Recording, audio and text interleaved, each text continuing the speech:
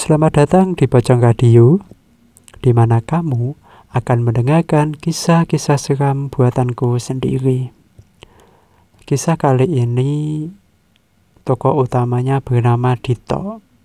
Dito adalah mahasiswa semester 7 dan akan melakukan kegiatan KKN. Lokasinya pun sudah ditentukan dan kelompoknya sudah dibentuk. Jumlahnya ada 13 orang, terus 6 cewek dan sisanya ini cowok. Dari semua anggota, mereka sepakat untuk mengangkat Dito sebagai ketua. Alasannya karena Dito ini pengalaman di berbagai organisasi dan sering melakukan kegiatan, sehingga Dito lah yang dirasa paling cocok untuk menjadi ketua. Karena semua anggota ini sudah sepakat, Dito pun tidak bisa menolak. Akhirnya, Dito ini selaku ketua, dia memutuskan akan melakukan rapat mengenai kegiatan KKN yang akan segera dilakukan. Dito pun menyebar pesan di grup yang isinya bagaimana rapat tentang KKN ini dilakukan. Pertama-tama menentukan kapannya dulu. Nah, mulailah ini anggota dari kelompok KKN-nya mulai ramai membahas mengenai hari rapat, karena memang setiap orang ini kan mempunyai kegiatan dan kesibukan masing-masing. Setelah cukup ramai di grup, akhirnya diputuskan pada hari Selasa, terus lokasinya ada di kampus dan jamnya sendiri itu dilakukan pada pukul 7:30 malam. Oke, semuanya sudah disepakati. Akhirnya rapat pun bisa dimulai. Setelah hari Selasa tiba, pukul 7:30 semuanya ini sudah datang. Terus si Dito ini menentukan lokasinya itu berada di belakang gedung Fakultas Ekonomi. Karena di belakang gedung itu ada taman yang cukup luas dan pencahayaannya ini bagus karena lampunya banyak. Lalu si Dito ini menggelar banner bekas. Biasanya kan ada kayak banner bekas kegiatan, dan Dito ini meminjam banner bekas itu dari anak pecinta alam. Terus banner pun digelar di taman. Lalu orang-orang ini pun mulai membentuk lingkaran. Mulailah si Dito ini membuka rapat malam ini dan memimpin rapatnya juga. Pertama-tama rapat ini akan membahas mengenai program kerja setiap individu, kemudian membahas masalah transportasi, dan yang ketiga membahas masalah perbekalan. Akhirnya satu persatu teman mahasiswanya ini pun mulai menjelaskan program kerjanya. Setelah itu masalah transportasi dan mencatat segala kebutuhan yang dikira-kira akan dibutuhkan selama melakukan KKN. Rapat pun berjalan lancar dan pukul 10 malam Dito ini memutuskan untuk menyudahi rapatnya dan semua teman-temannya pun pulang. Sementara si Dito ini dia masih harus mengembalikan banner yang dia pinjam dari mahasiswa pecinta alam. Jalanlah Dito ini menuju ke base camp pecinta alam. Sebenarnya Dito ini adalah salah satu anggota di pecinta alam itu. Jadi dia dengan mudah bisa meminjam hal-hal yang seperti ini. Sesampainya di base camp, si Dito ini melihat ternyata ada 2 temannya. Satu namanya Faisal. Faisal ini teman seangkatan tapi beda jurusan. Dan yang satu namanya Bang Teguh. Bang Teguh ini kakak tingkatnya Dito dan juga sebagai senior di pecinta alam. Terus si Dito ini rencananya nggak mau pulang ke kos, dia ingin tidur di sini karena malas juga, sudah jam 10 harus pulang ke kosnya. Nah, untuk lokasi base camp ini itu ada di samping Fakultas Kedokteran. Dan perlu diketahui bahwa dari semua fakultas, gedung Fakultas Kedokteran inilah yang paling sepi ketika malam hari. Mungkin karena lokasinya berada di belakang dan pojok sehingga mahasiswa ini tidak banyak melakukan aktivitas. Di dalam base camp itu, daripada bosan, akhirnya Faisal, Bang Teguh, dan Dito ini main kartu. Kartu pun mulai dibagi dan masing-masing sudah memegang kartu lalu mulai main. Saking asiknya main, nggak kerasa ini waktu sudah berjalan semakin cepat. Dan sekitar pukul 11:30 malam, tiba-tiba si Dito ini merasa mules. Tapi ditahanlah, karena memang main kartunya ini lagi seru. Main.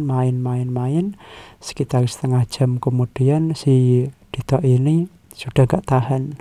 Kemudian minta si Faisal untuk ditemani menuju ke toilet. Nah, toilet yang dimaksud oleh Dito ini adalah toilet yang ada di gedung Fakultas Kedokteran. Jadi gedung Fakultas Kedokteran ini itu bentuknya seperti L gitu, terus lantainya ada 3, dan toilet yang dituju oleh Dito ini ada di lantai 1 bagian pojok di siku L itu.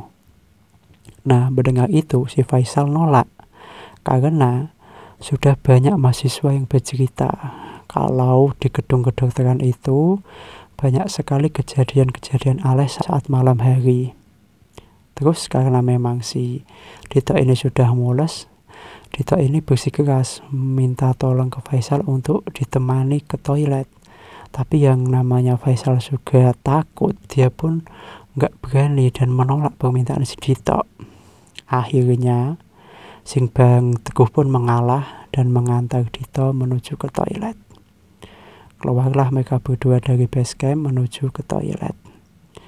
Mereka berjalan di koridor melewati beberapa kelas, dan kelas ini hawanya ini berbeda ya dengan saat kegiatan perkuliahan ada atau kegiatan pagi lah. Kondisi kelas yang dilewati itu, jika mengintip dari kaca maka terlihat suasana kelas yang gelap, terus kursi-kursi kosong ini berjajar dengan rapi.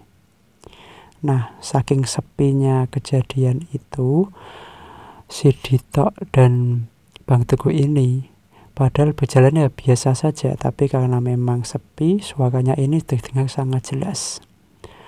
Setelah beberapa kelas dilewati, akhirnya sampai juga di toilet.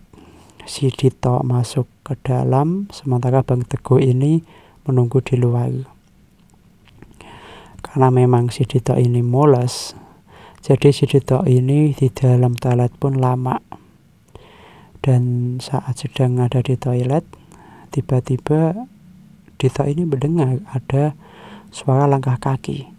Klak, klak, klak. Kemudian membuka pintu kamar mandi yang dari sebelah. Krak.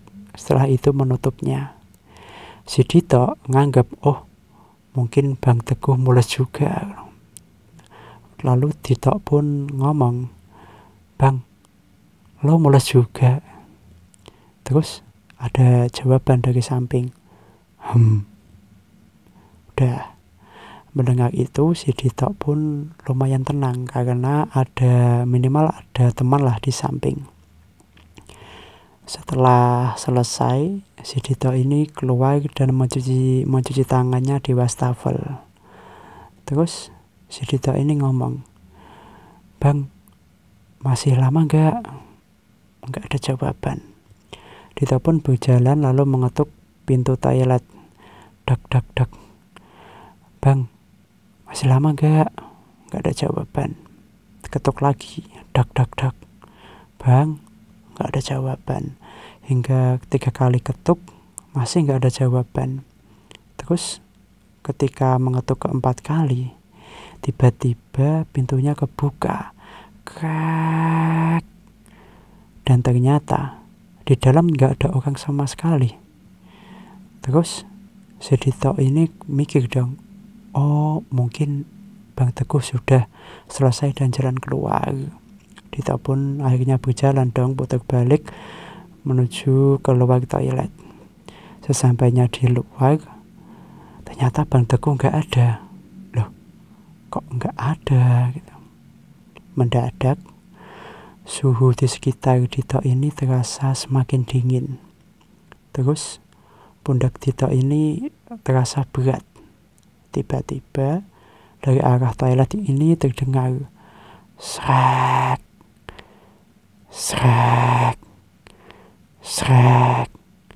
Batin si Dito, wah Bang Teguh, usilnya mulai umat nih. Memang si Bang Teguh ini sering usil kepada orang-orang di sekitarnya. Jadi si Dito mikir lagi, dikira aku takut apa. Masuklah si Dito kembali ke toilet. Begitu dia masuk, dia kaget dong. Gak ada Bang Teguh. Melainkan dia melihat ada sosok wanita memakai baju warna putih, rambutnya panjang, sedang ngesot di lantai, dan itu di depan pintu-pintu toilet.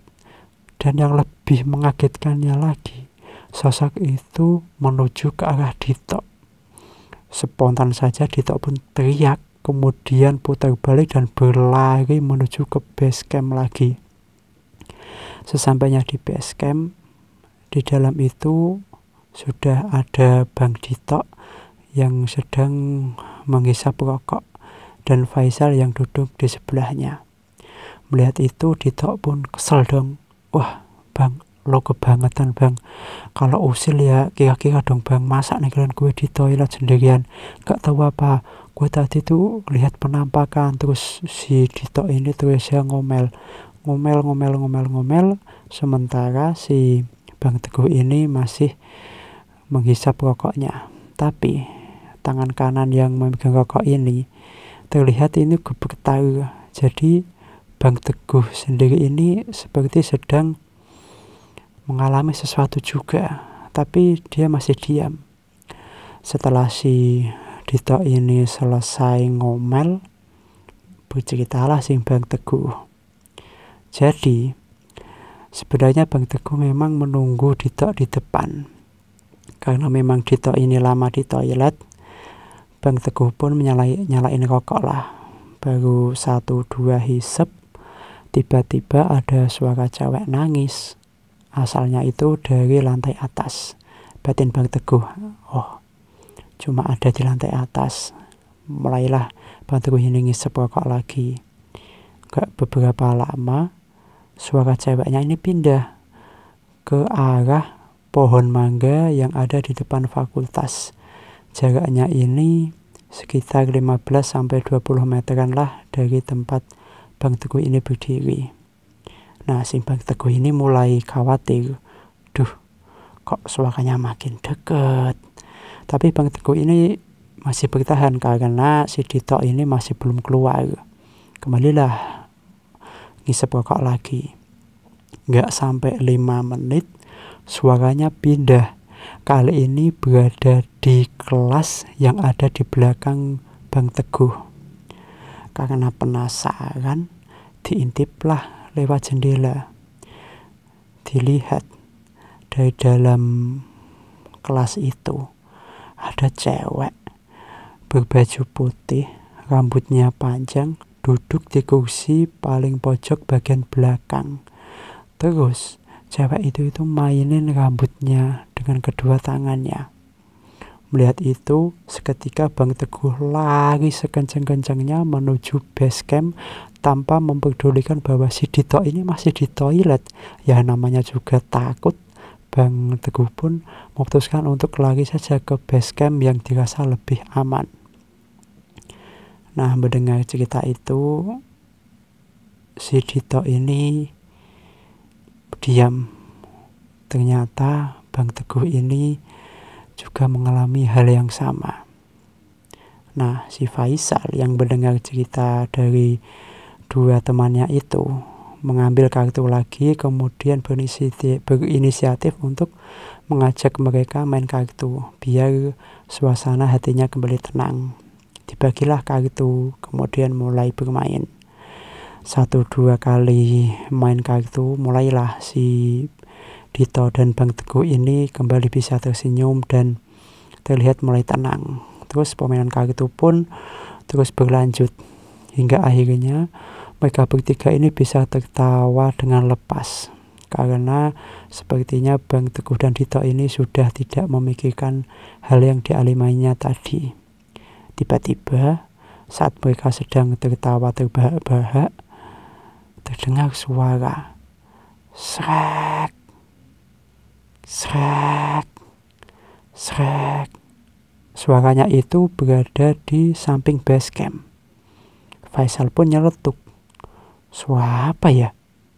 Terus si Dito ini melotot lalu bilang, Sal, tadi waktu aku di toilet, aku melihat ada sosok suster ngesot. Dan suaranya ini sama kayak ini, Sal. Mendengar itu, Faisal kaget lalu memindah posisi duduknya ini bersebelahan dengan Dito. Sementara Bang Teguh ini spontan berdiri dan mengunci pintu base camp, lalu duduk bersebelahan dengan Faisal dan Dito. Semalam itu, suara seperti suster ngesot yang didengar Dito di toilet itu terus saja terdengar. Srek, srek, srek. Dan yang lebih parahnya lagi, suaranya itu seperti mengelilingi base camp. Faisal, Bang Teguh, dan Dito ini terus ketakutan di dalam base camp. Hingga akhirnya suara azan subuh pun terdengar dan suara dari sosok itu pun menghilang. Itulah cerita kali ini. Terima kasih sudah mendengarkan dan nantikan juga episode selanjutnya. Sampai jumpa.